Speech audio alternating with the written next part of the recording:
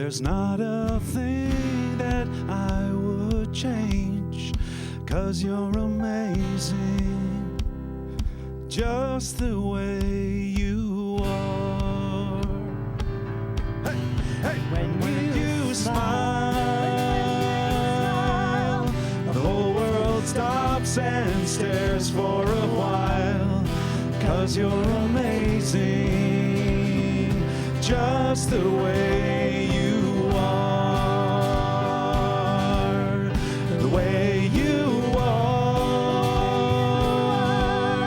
The way you are.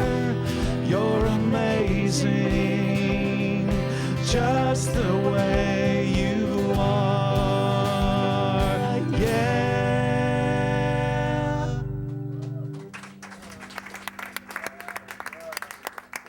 It's Pierre Gautreau and the Queen Street Band.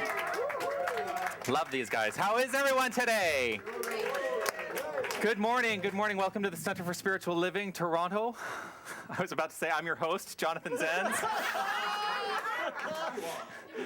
My name is Jonathan Zenz. I am the spiritual director here, and it is such a pleasure to have you here this morning. Who's here for the first time?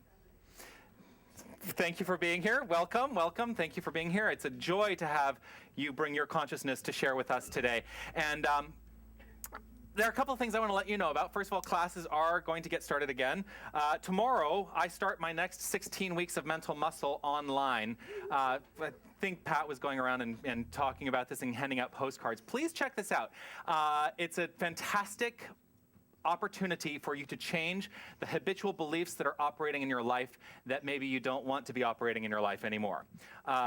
16 weeks with me online, and it's awesome. Also, the week following, James Mellon is starting his next 30 days of Core Prosperity Relief, CPR, and that's also a great program. We're starting our regular slew of classes here in a week. We're going to start with self-mastery, and in a few weeks, we're going to also have The Untethered Soul, based on the book The Untethered Soul. I'm teaching self-mastery. Helen Vallot will be teaching The Untethered Soul. So all of that's going on. If you have any more questions, you can talk to me in the lobby after the service about that. So here we are. We are here. Take a breath. We are here at the Center for Spiritual Living. What does it mean to live spiritually?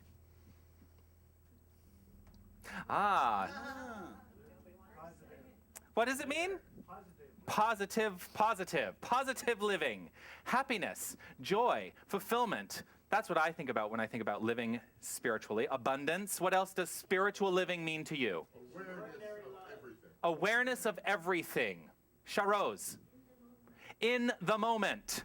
Yes, Win. Less is more. Mindful.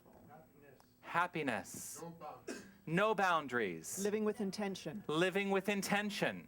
These are all brilliant answers. Here's what I'm ultimately trying to get at. What does it mean to you to live spiritually? Because it doesn't matter what I say up here. I am not here to tell you what to think or how to live.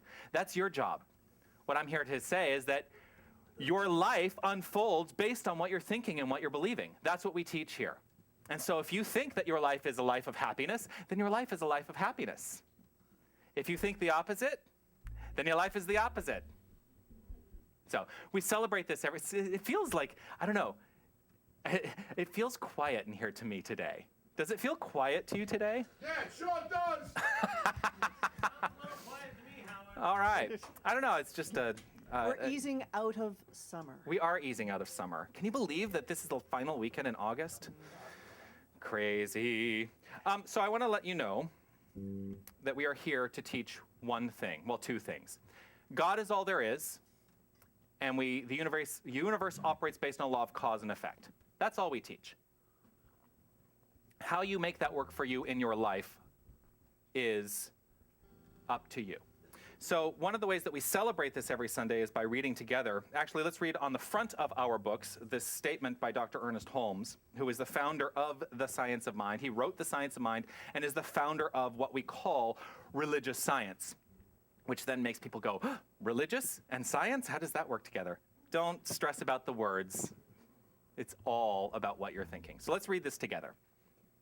I am happy and complete today and forever. Within me is that which is perfect and complete. It is the spirit of all life, truth, and action. I am happy in the certain knowledge of this inner light. I radiate joy and life, for life is within me now. Life is within each and every one of us now. There is one life. That life is God's life. That life is perfect. That life is your life, and that life is my life right here and right now. And as we live in the present moment, as we experience life in the present moment, which is the only way we ever can experience life, we can relax and let go of the things that may be troubling our minds. And ultimately, I find that when I let go of the things that are troubling my mind, everything starts to flow perfectly and easily. So to take us down this road of inspiration a little bit this morning, I'm going to invite to the lectern our practitioner of the day with her words of wisdom for you. Please help me welcome Mary Ellen Cassie.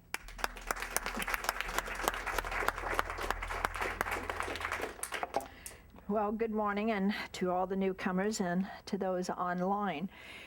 Oh, it's so nice to be back here in Toronto and in this sacred community.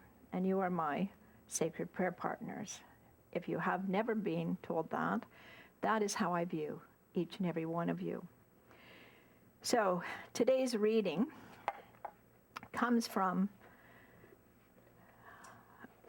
Living the Science of Mind, and it's on page 130, and I'm not reading the whole thing, I'm reading a couple of excerpts from this. I am that which I am. I am the eternal presence of your own self. Thus, there is no mediator between you and myself but your own thought. I am within you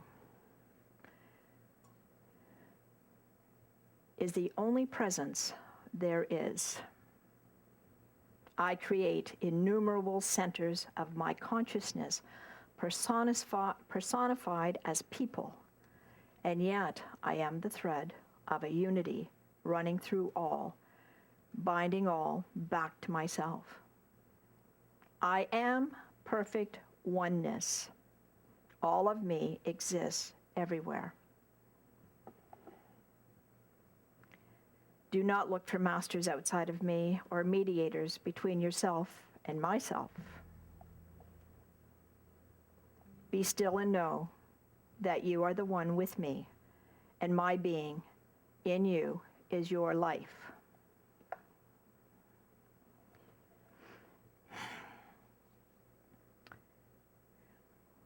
And this passage came to me last night, and my grandsons are here from Windsor. They've been with me since a week ago, last Friday. And so in my spiritual practice is actually awakening to the divine presence within me. And I invite you to awaken to the divine presence that is within each and every one of you. There is no separation. And this came to me because we've been doing a little bit of touring, but we watched Avatar. And I have a different perspective and perception, and also a different understanding of that movie after seeing it when it first came out and again, but now with my grandchildren. So my grandson last night said, well, Grandma, what are you going to talk about tomorrow? Because he watches this. He watches us online and has seen me. And he said, are you going to talk about Awa? And I said, yes, I am.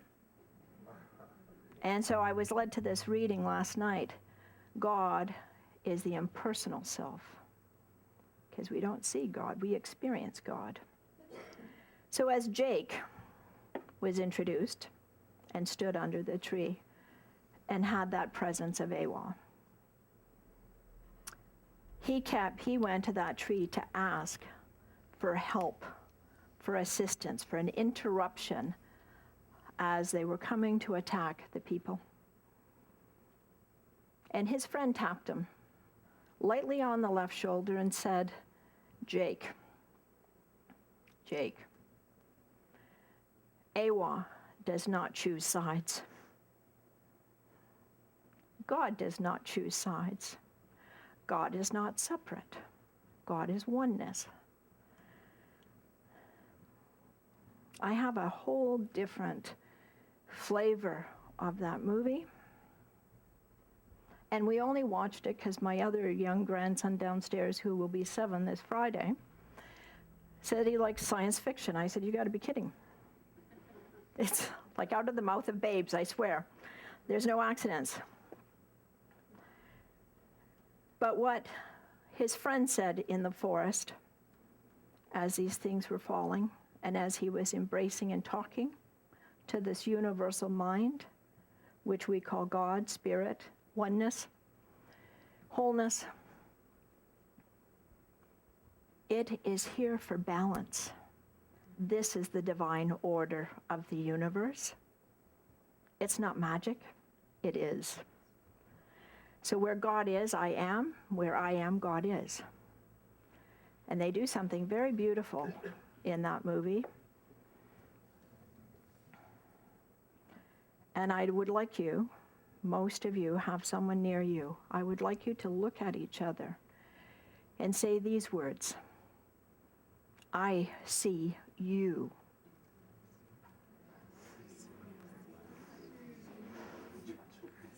I see you.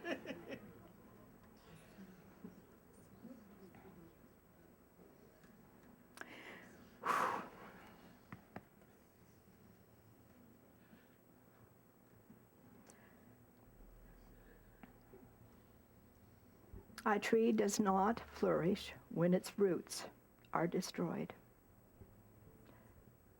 My roots, I am rooted in the Spirit with his one universal mind. God is. I am. Thank you.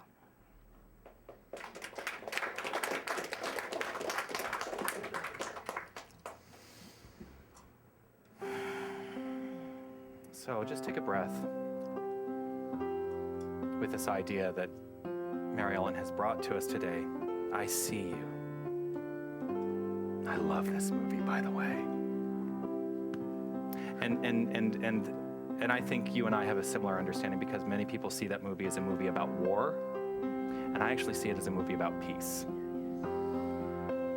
And that's the hard thing, because they show a very destructive aspect of life.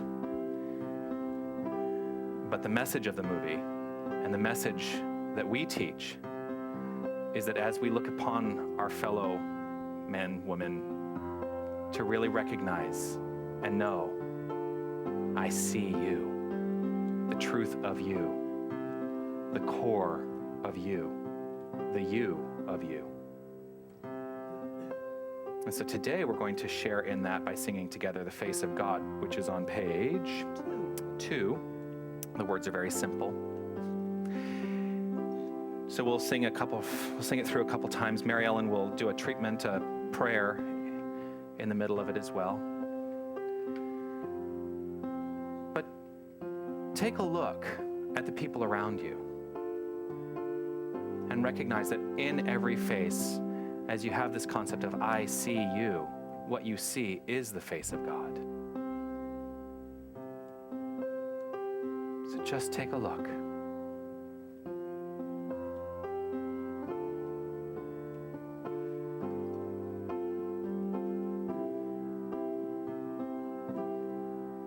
You are the face of God.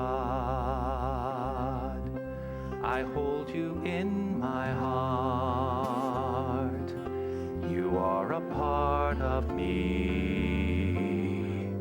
You are the face of God. You are the face of God.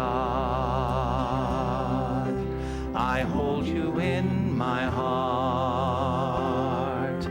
You are a part of me. You are the face of God. You are the face of God. I hold you in my heart. You are a part of me. are the face of God.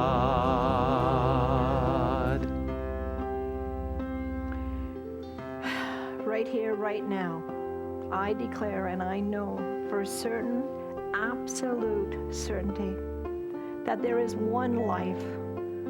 That life is God's life. That life is perfect, and God's life is my life now. I want you to hear those words and feel those words. God's life is my life now. God's life is your life now. Everywhere present, God is, I am, you are, we are. We are one. We are in communion with this universal presence, this wonderful mind that operates in and through and being each and every one of us. Yes, individualized expressions of this divine, this creative intelligence that is always operating. The universe conspires for my highest and best, today, always, and in all ways, no matter what. There is no accidents, no serendipities. God is on purpose. I am on purpose. I am God in action. And when I look out and I walk and I talk or I shake hands or I embrace, we are all in action.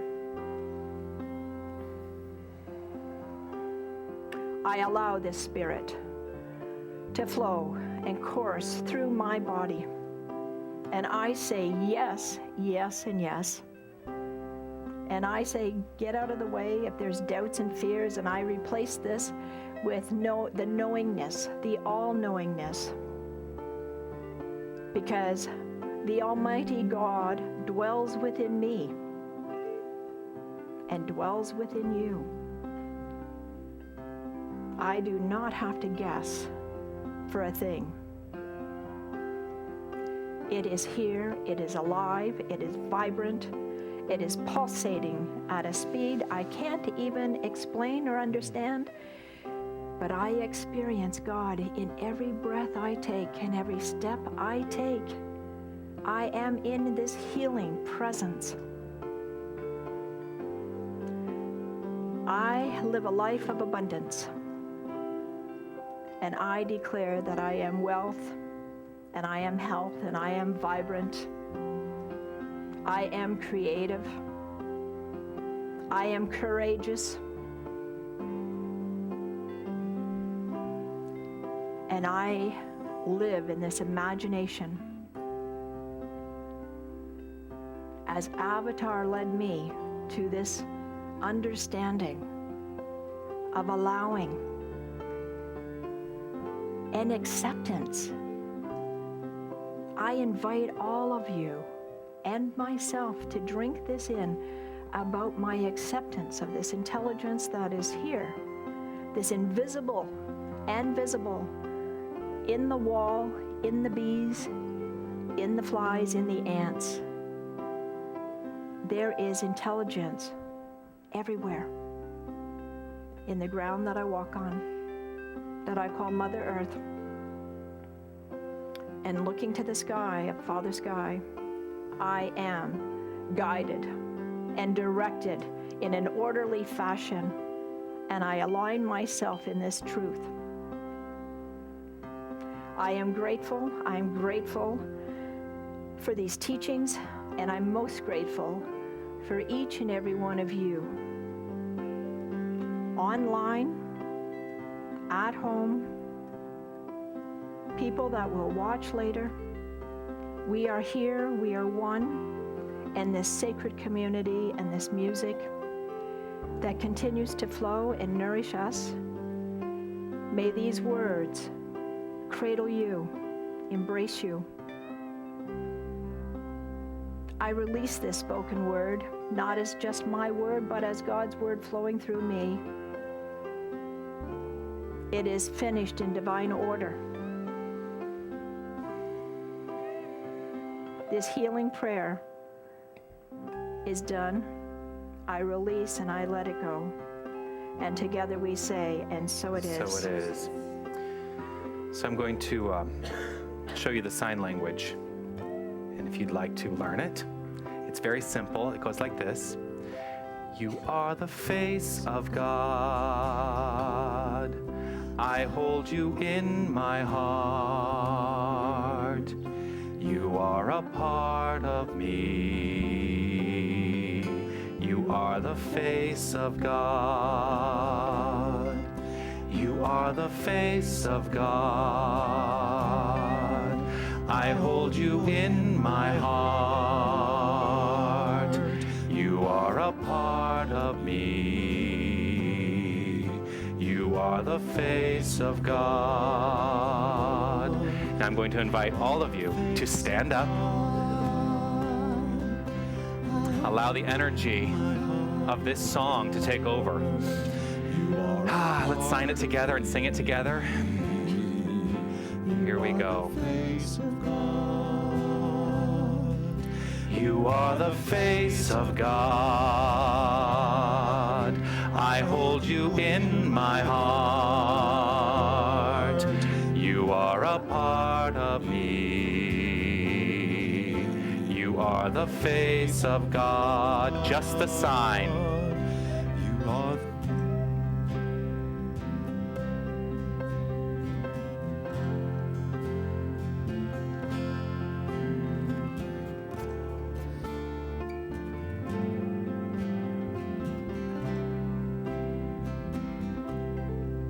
You are the face of God. I hold you in my heart. You are a part of me. You are the face of God. Just repeat that last line. You are the face of God. One more time. You are the face of God. Wonderful. Remain standing. Take a look at the back of your songbooks and let's read together. Thank you, Mary Ellen. Let's read together the Declaration of Principles, which were written by Ernest Holmes in 1927. And share this together. I believe in one living spirit, one indestructible, absolute, and self-existent cause. I believe this one manifests itself in and through all creation. I believe in the individualization of the Spirit, and that all people are individualizations of the one Spirit. I believe that heaven is within, and that we experience it to the degree that we become conscious of it. I believe that God is personal to all who feel this indwelling presence. I believe in the eternality, immortality, and the continuity of the individual soul forever and ever expanding. I believe in the eternal goodness, the eternal loving kindness, and the eternal givingness of life to all. You can be seated. Our special song, our featured song today is one, when did you write this song? Oh, years ago. And I'm surprised I haven't heard it yet until today. Well, it's because I changed it. Oh, he changed it. Have I heard it before then? I don't think so. All right. Well, I heard it for the first time today during the rehearsal, and I know that you will enjoy it. So here is Pierre Gautreau and the Queen Street Band.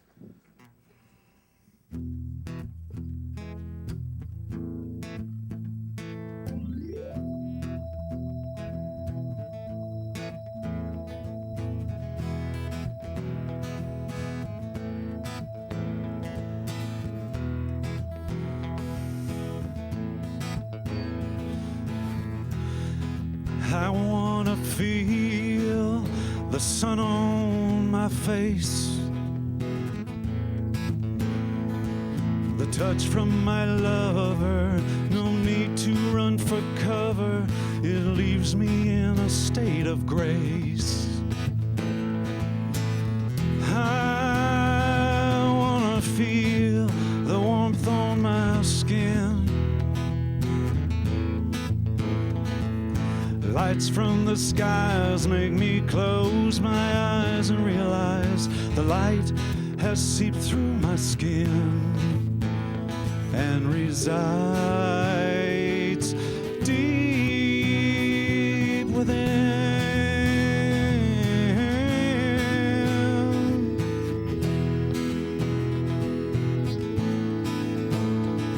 The sun will always rise and our souls will never die. Sun is light. We are light. Burn bright.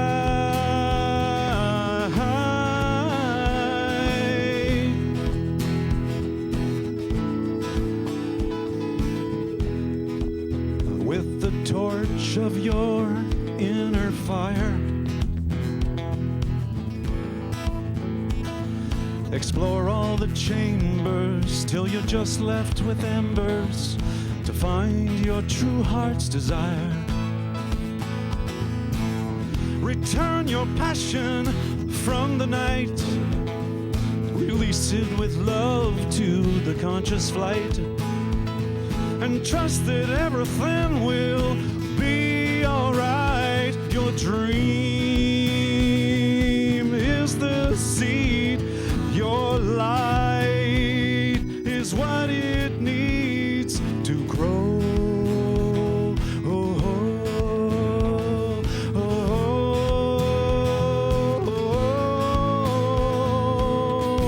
The sun will always rise and our souls will never die.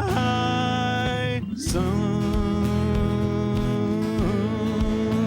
is light. We are light. Burn bright.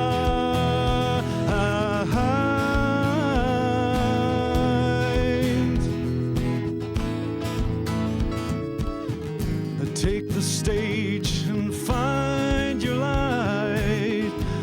Find the flames that'll take you higher. There's no need to fear. You're backed up by the universal choir.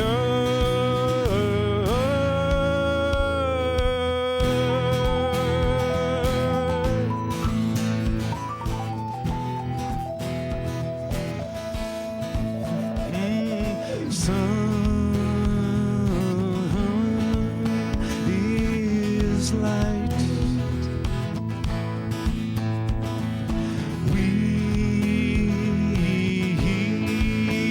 are light. Burn bright. Burn bright.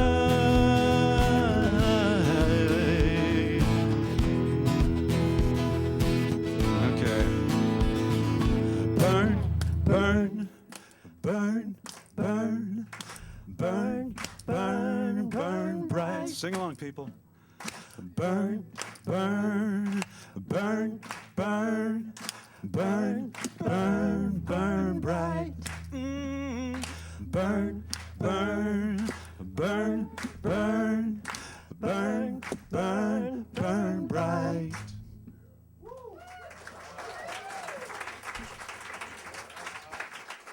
Thank you. Great song. Thank you, Pierre. Thank you to the Queen Street Band.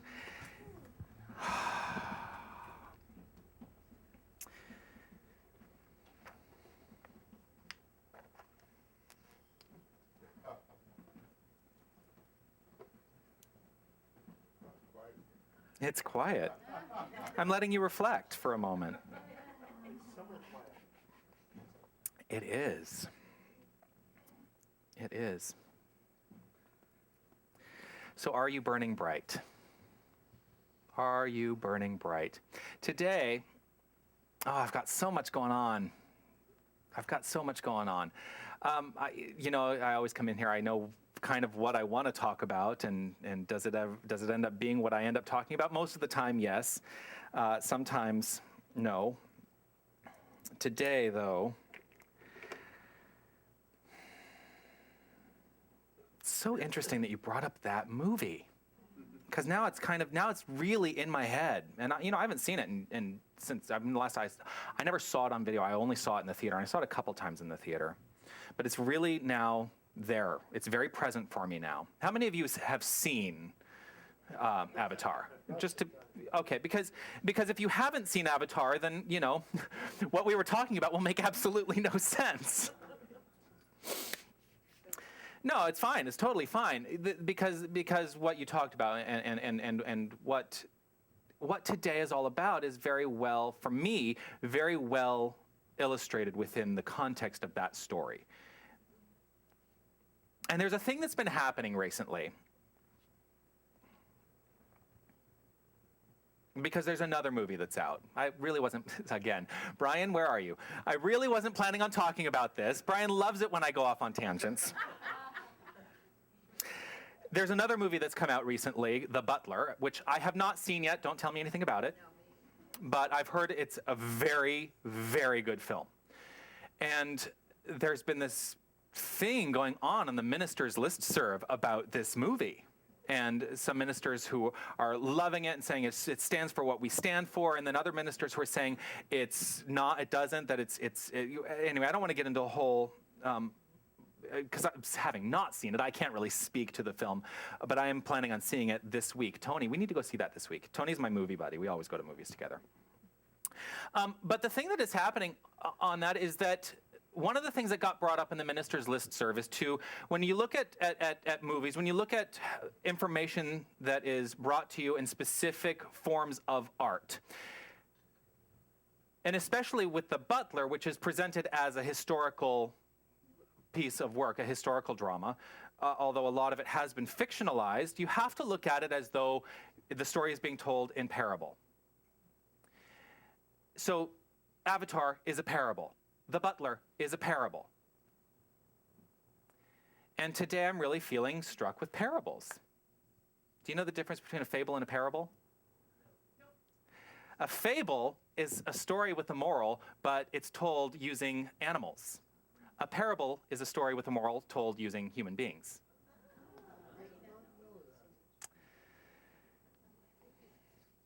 I don't know why I felt the need to tell you that. Because I like to tell people things that pop into my head, which could be dangerous. Sometimes it's dangerous. So, and it's funny because I'm going to talk about another parable. In a different genre, television show. Anyway, so let's start with this. All right, I'm going to start with an Ernest Holmes quote, because I haven't started yet. Ernest Holmes writes this: living is an art as well as a science. Living is an art as well as a science. It is a thing of beauty as well as form. A thing of the heart as well as the intellect. It is a combination of all of these that makes up the factors of a well-rounded life. Now, I've talked about this, especially, last week I talked a lot about feelings and about getting to that core of the feeling, because everything that happens, really when you get to the core of feeling, that's where shift happens in your life. And shift does happen. And stepping into that is the art of what we do. Living is an art as well as a science. We can scientifically take these principles that we are taught here, and we can apply them into our life specifically in very specific ways to create the extraordinary lives, which is what I stand for and what our vision statement at the center is: creating extraordinary lives. Living is an art as well as a science. So today, I'm going to take it into a different I'm going to take last week's talk a little bit further, just a little bit further, and I'm going to talk about compassion. Because compassion is something that I think is widely misunderstood. And it was misunderstood by me for a very, very long time. So today is a story about how I learned to be compassionate. So first of all, let's talk about what is compassion. Compassion, when I talk about compassion, I am not talking about the dictionary definition of compassion. Here's the dictionary definition of compassion. Sympathetic pity and concern for the sufferings or misfortunes of others. Sympathetic pity and concern for the sufferings or misfortunes of others. Think about that. Really think about that. If you really are in sympathetic pity or concern for the sufferings and misfortunes of others, where does that put your mind?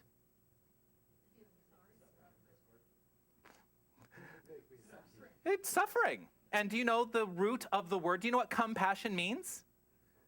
To suffer with. To suffer with. Yes.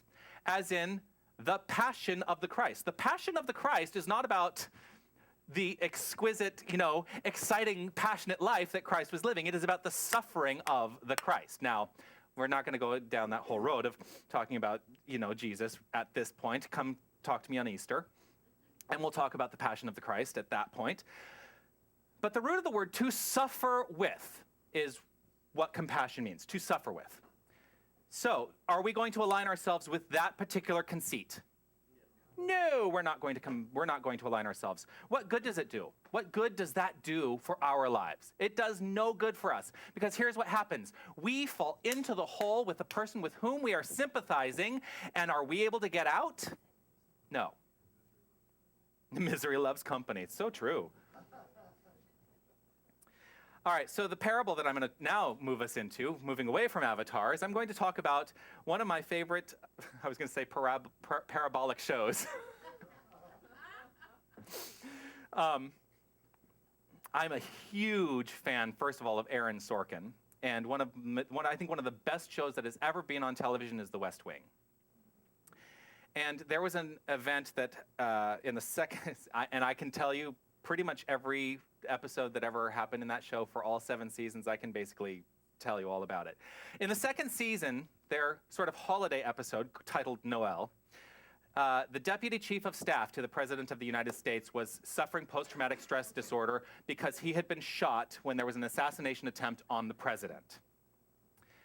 The chief of staff, Leo McGarry, takes the deputy chief of staff, Josh Lyman, and gets him in to talk to a therapist who deals with post-traumatic stress disorder. And Josh questions Leo's idea of this.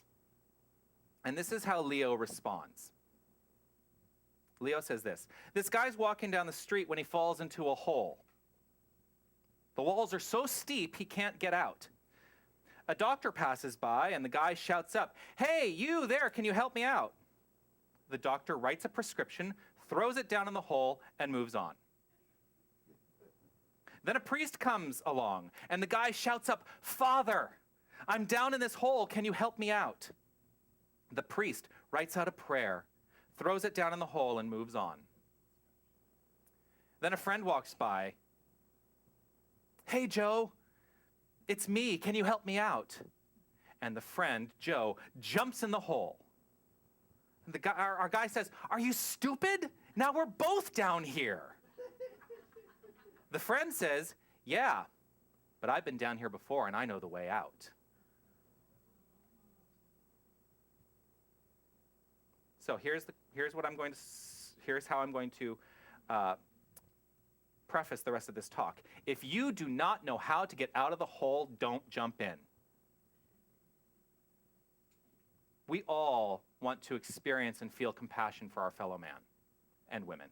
Right? You get it. If I say fellow man, you all understand I'm not trying to be gender biased, right? We all want to experience and feel compassion and feel like we're helping out. But if you do not know how to get out of the hole, do not jump in. And I'm going to talk a little bit too about the differences between sympathy, empathy, and compassion. If you've been in classes with me, you know I have very strong opinions about sympathy, empathy, and compassion. Compassion, absolutely, yes, 100%, but not based on the dictionary definition. I'm going to get to the definition that I use for compassion, I promise. Sympathy and empathy put you into that hole without a way to get out. Now, we are taught to express and feel sympathy. But we must be very, very cautious about the role of sympathy in our lives and the role of empathy. Because if it's taking us down into that place where we cannot help because we are now experiencing the feelings of the person for whom we are sympathetic, then it's not going to do any healing. It will do absolutely no good. It's funny, you touched on it. God, divine mind, the universal presence, love is impersonal. There's an impersonal nature to it. When we take our own individualized use of it and we make it personal, and we get into that hole without knowing how to get out, then we fall victim to the personal nature of what we are experiencing. And it can get very, very, very hard to pull ourselves out of that. And I experience this. I have people who come in and talk to me all the time who are in that personal place. They have personalized the facts of life. When we impersonalize some of these facts, and we understand that we are in charge, we are 100% in charge of the facts of our life, then the way we think about them, the way we respond to them, the way we cognate, we can turn it around. That's what we mean when we say in this philosophy, change your thinking, change your life. Because it all comes down to our use of thought. So sympathy and empathy, I don't have a lot of time for. And it does make people, and I will tell you, it makes people think that this is a very cold philosophy. And yet, compassion is the reason it is not a cold philosophy in my book. So here's what I mean when I'm talking about compassion. The Buddha has, I have a quote from the Buddha. That's what I'm trying to say. And really listen to this. Compassion is that which makes the heart of the good move at the pain of others. It crushes and destroys the pain of others. It shelters and embraces the distressed. I'm going to read it one more time. Compassion is that which makes the heart of the good move at the pain of others. Really hear it. Compassion is that which makes the heart of the good move at the pain of others.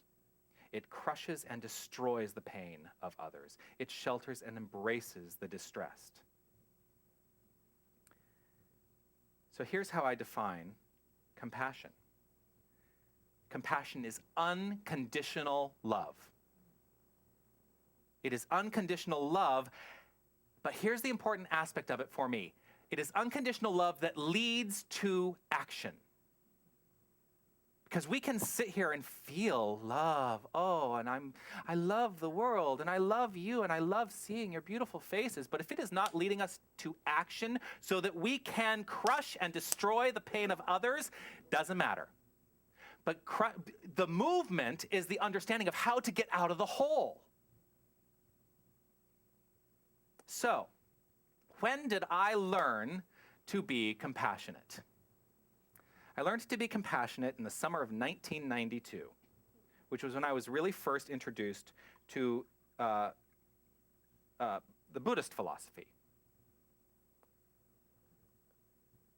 In 1992, when I was 4,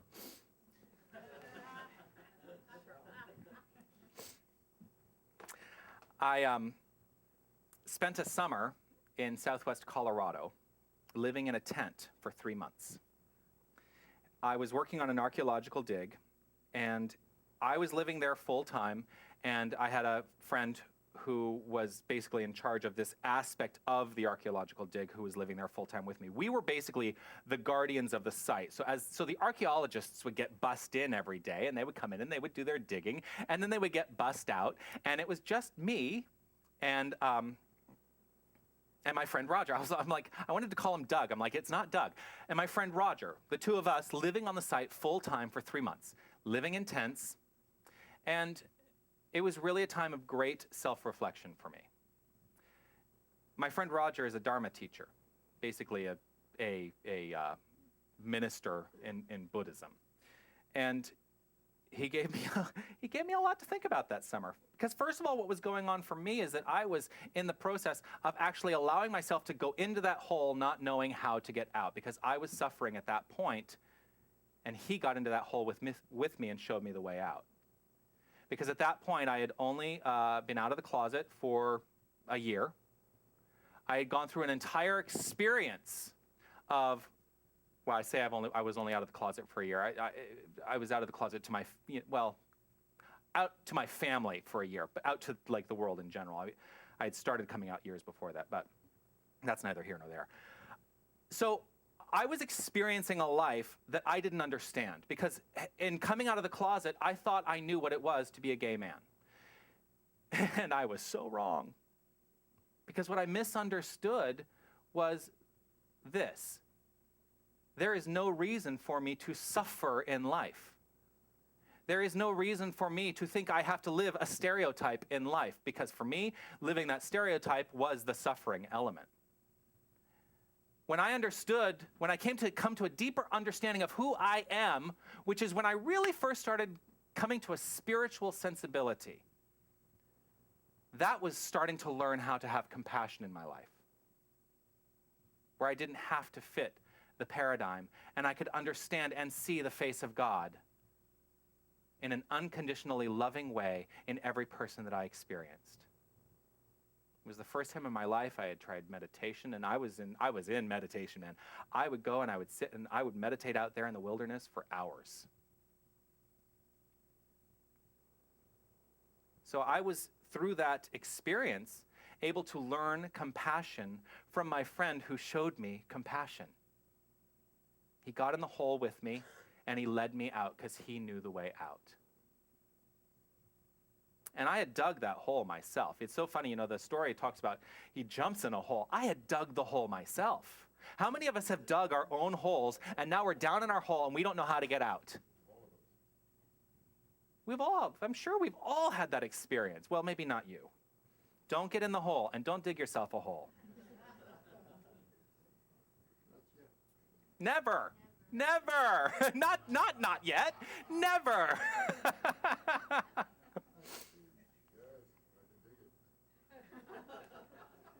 You're funny. So what I learned through that experience is that compassion is not about suffering. Compassion has benevolence within it. Compassion is that unconditional loving place. And that's what I've come to. It is actually, for me now, more than a feeling. Because if you were living a compassionate experience, if you were living a compassionate life, here's the next step. What is the action?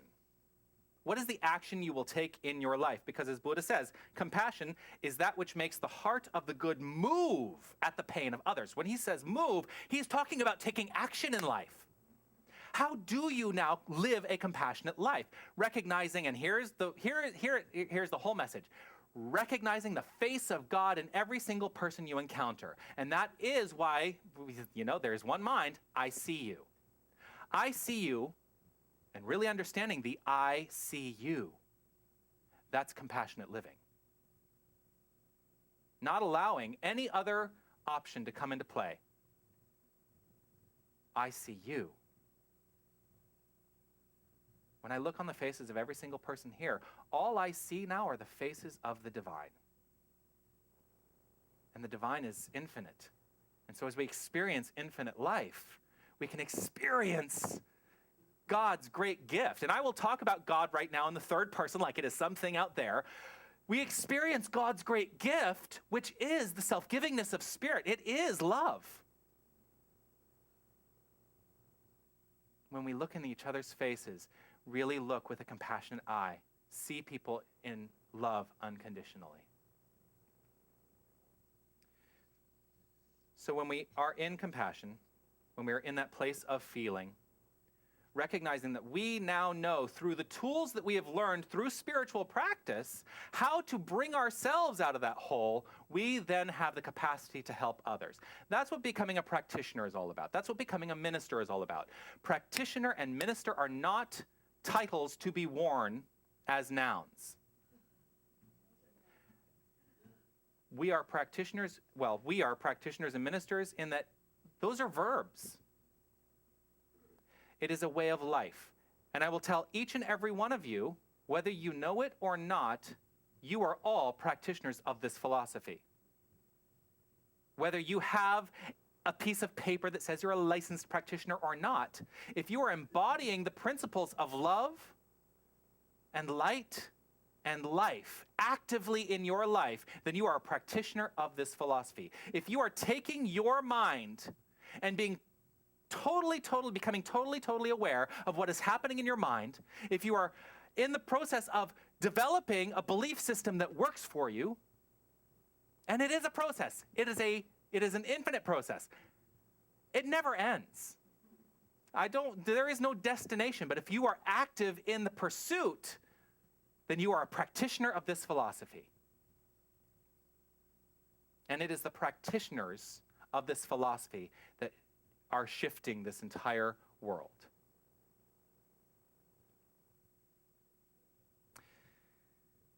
So, one of the great questions you can ask as a compassionate practitioner of the science of mind, of spiritual psychology, it's referred to as spiritual psychology as well, is asking this question: can I help? Can I help? First of all, if you see someone suffering, ask yourself the question, can I help? And the rest of the question is this: or am I in the hole too? Really make the determination and figure that out, because if you find that you are in the hole in any way, do not try to help. You will dig each of you deeper into that hole. If you can help, how can you help? When you get quiet with yourself and allow the divine to move through you, asking the question, how can I help? The answer, I guarantee you, will be there. Are you willing to hear the answer? Another way that you can express compassion in a very simple way, I actually don't have any here, but we have actually done a compassionate thing within this center with the Spark cards, spiritual practice and acts of random kindness. That's a way to spread compassion throughout the world. Because as you know, even if it's simple. I buy somebody a cup of coffee, I hand them a card that says, this is just an act of random kindness, and it's a compassionate action. That's it. You have now expanded unconditional love into the world. And that person for whom you have expanded it will now, I'm sure, without a doubt, I have no doubt, having been touched by that action, moves into their own acts of compassion. And it becomes exponential. Because you help 10 people, those people help 10 people, those people act compassionately for 10 other people. Very quickly, you're at hundreds of thousands of people whom you have affected. So in asking the question also, what can I do? How can I help? What can I do? I am looking for now ways, and I've talked about this before, and it's never really come to fruition in action, but I'm looking for ways that we as a community can be more compassionate in the world. How can we help as a community?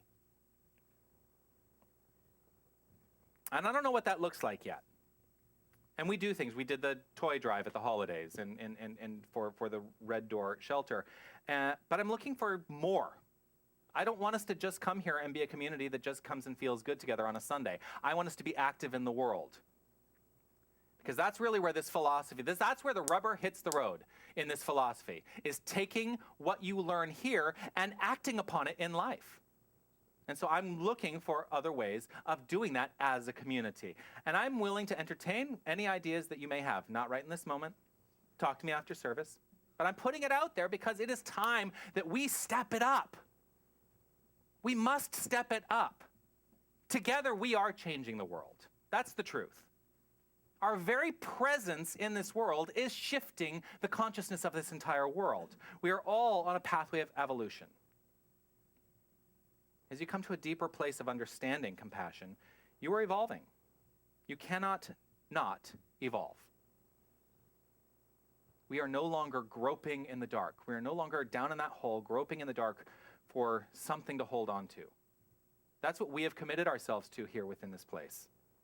We are an example, not necessarily the example.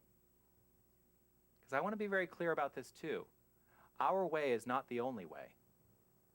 And as we look, the most compassionate thing we can do and understand is to look upon other faiths, other cultures, other traditions, and understand that they are just as valuable in experience in this world as we are. Because when you look at the face of God in every single person you see, that is the great equalizer. Because there is no one who is not fully the face of God. So let's take it. Let's take it. Take it, the infinite truth, and take it out into this world in more active ways, in everything we do, everything we say. Let's take it and let's make it. Let's make infinite truth our daily practice of compassion. So take it and make it. Namaste.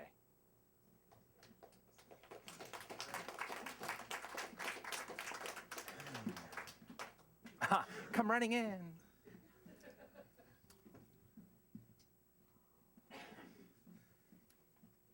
One of the ways that we do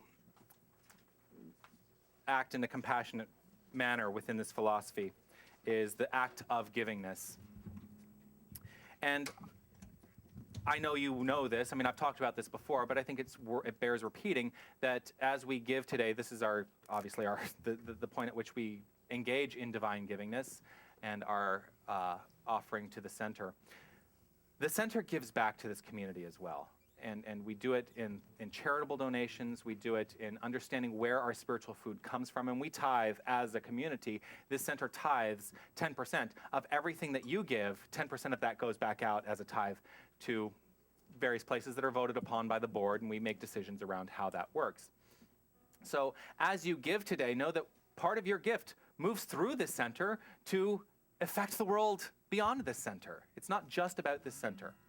And as you give, recognize that giving and receiving are two sides of the same coin. And as you give, so you receive. As you open yourself up to receiving, you give. And as we hold what it is we have to offer today, I like to hold it in my hand, and we can read together on the back of our songbooks the statement of divine givingness. So let's read this together. I know that God is the source of all supply, and that money is God in action. I know that my good is here now. I claim an abundance of money to spare and share. I know that true prosperity includes perfect health, perfect wealth, and perfect happiness. I bless all that I have now, and I bless the increase. I give thanks for this good. I know that my gift today goes forward to heal and bless. I joyously contribute to the vision of this spiritual center and know that it returns to me multiplied abundantly. So I invite you to stand up and let's sing together I Love, which is on page 29 of your songbooks as the baskets go around. 1, 2, 3, 4.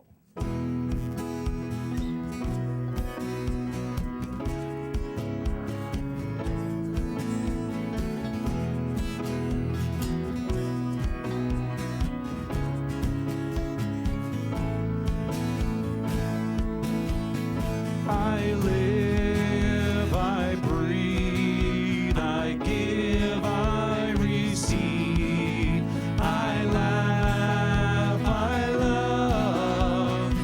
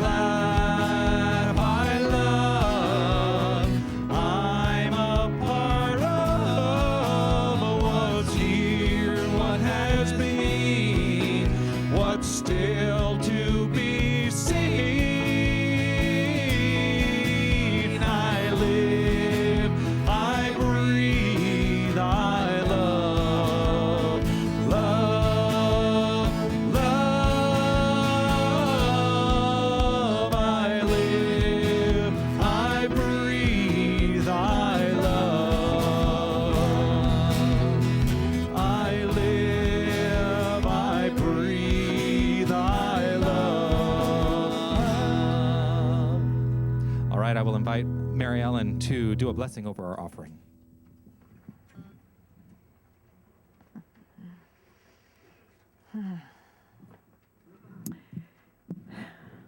Knowing that there is only one and that this presence is right here and right now. This is God in action, in this paper, in the sticks, everywhere present. I am, God is. And I invite you to feel that presence within each and every one of you. We practice here many principles, and this principle here is about the law of circulation, of giving and receiving. And what I give out, I receive tenfold, a millionfold. I got $1 million last week on the beach. It had a message. It was a message. Most of my money is taped on my fridge. But this was $1 million Canadian. I'm used to the American dollars hanging on my fridge. And there's no accidents. There aren't any accidents. This money is used, your gifts are used with mindfulness, consideration, right direction, divinely ordered out in the universe. It is used to continue to build the community, the world, globally, not just here. Not just here on Leslie Street. It is everywhere. And we say thank you with a grateful and open heart, knowing that this doesn't sit idle. It is already moving in and through each and every one of us as you embrace this thought of abundance, of wealth. I let it go, and I let it be so, and together we say, and so it is. Thank you very much. $1 million, eh? I got $1 million.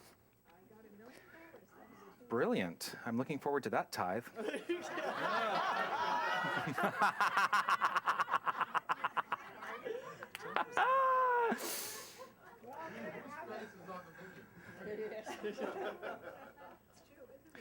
So let's honor everyone who made today's service possible. First of all, by honoring each and every one of you, because if you're not here, there is no service, right? I want to say thank you to Margaret Ann and Susan who set up today.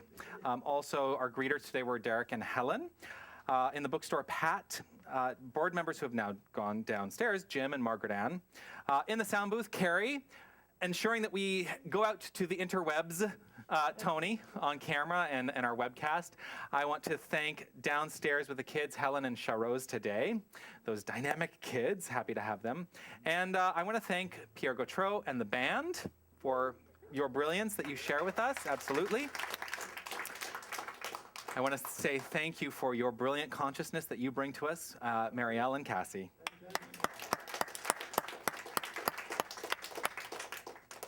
And again, thanking each and every one of you. Just a couple of reminders. First of all, The Untethered Soul, if you're going to take this class, the book is available in the bookstore, so check that out. Also, we're about to sing a song that is one of my favorites on page 2. You can turn to the page now if you like, called In This Moment. And you'll see that In This Moment is written by a woman named Karen Mitchell, who has been a guest here at this center. Since she was last here, she has become a fully licensed practitioner. She will be visiting us again Thanksgiving weekend. So October 12th, she'll be here in service, October 12th. She will be our musical guest that day and also will be our practitioner in service that day. So please join us for that. I mean, join us every Sunday. Please join us every Sunday. But especially when we have guests, I love to entertain guests, and it's wonderful that she's going to be here. But this song by Karen Mitchell. Page 2. It's called In This Moment.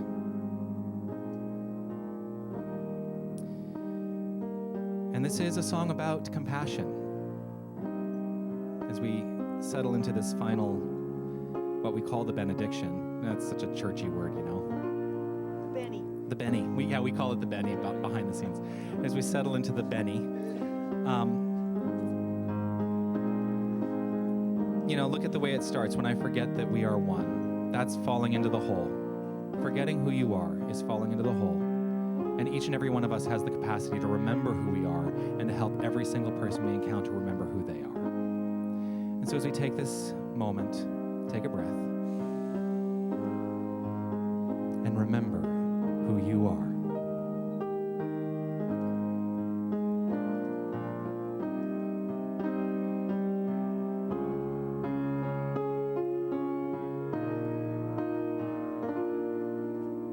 When I forget, we are one, and I regret things that I've done.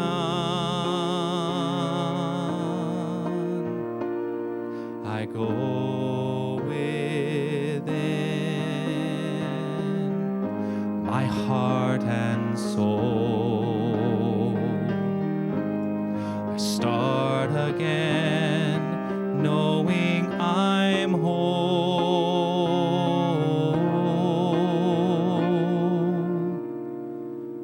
God is right here where I am. I am right where I should be, as I fill my mind with peace. I feel it washing over me. God is right here where I am, flowing in and out through me.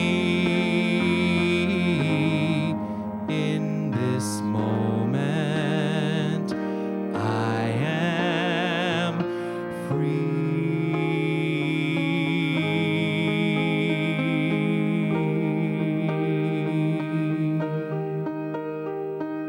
Right here in this moment, I allow myself to go to that deeper place of recognition, that deeper understanding of the divine presence that is infinite. It is everywhere, and it is fully expressing right here and right now. And it is fully expressing itself by means of each and every one of us, for we are each of us perfect, individualized expressions of this divine energy, living its life, loving its love, lighting up the world as its light.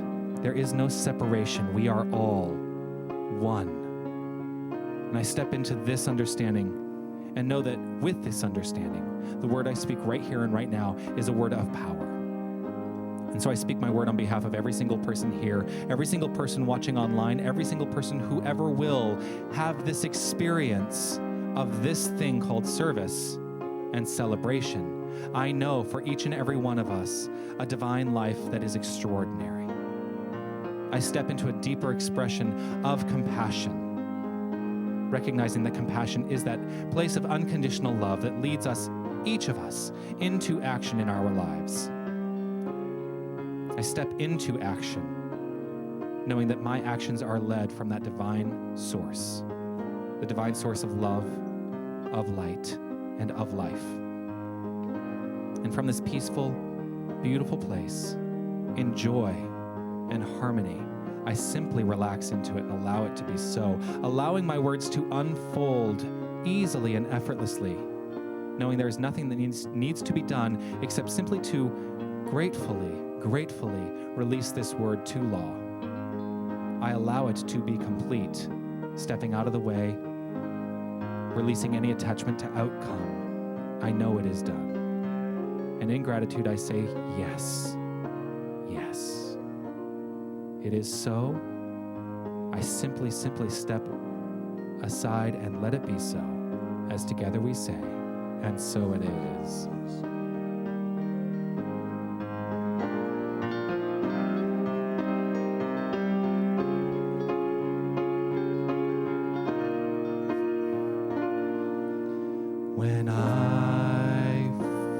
When things go wrong and my way is dark, and when I lose my song and then life breaks my heart, I go within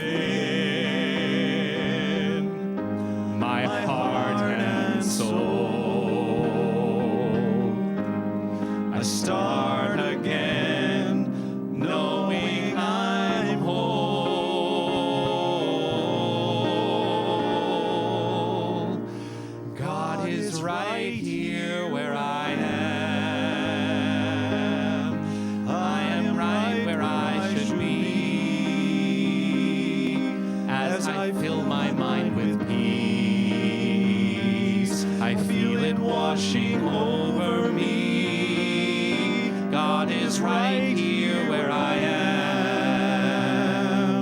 flowing in and out through me.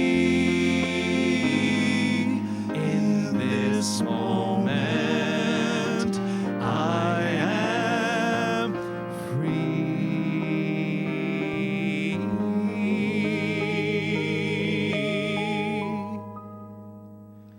In this moment, I am free.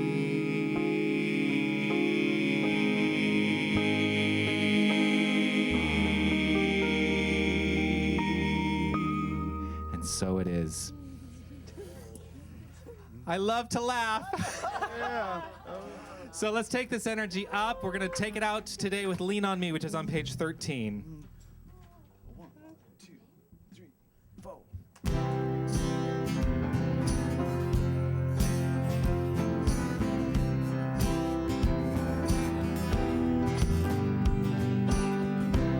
Feel free to stand up, stretch your legs, allow the energy of the music to take over.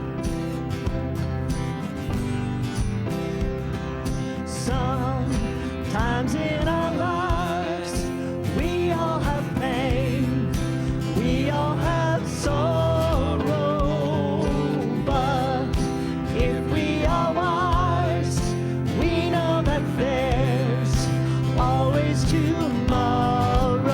Lean on me when you're not strong, and I'll be your friend.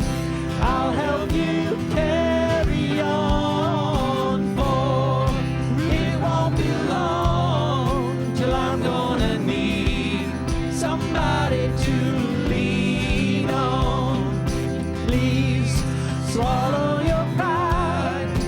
If I have things you need to borrow, for no one can fill those of your needs that you won't let show. Lean on me when you're not strong, and I'll be your friend. I'll help you carry on, for it won't be long till I'm gonna need somebody to lean on. If there is a load you have to bear that you can't carry, I'm right up the road. I'll share your load if you just call me. You just call on me, brother, when you need a hand. We all need somebody to lean on. I just might have a problem that you'll understand. We all need somebody to lean on. Lean on me when you're not strong, and I'll be your friend. I'll help you carry on, for it won't be long till I'm gonna need somebody to lean on. Lean on me when you're not strong, and I'll be your friend. I'll help you carry on, for it won't be long till I'm gonna need somebody to lean on. You just call me if you need a friend. Call me, call me. Have a great week, everyone.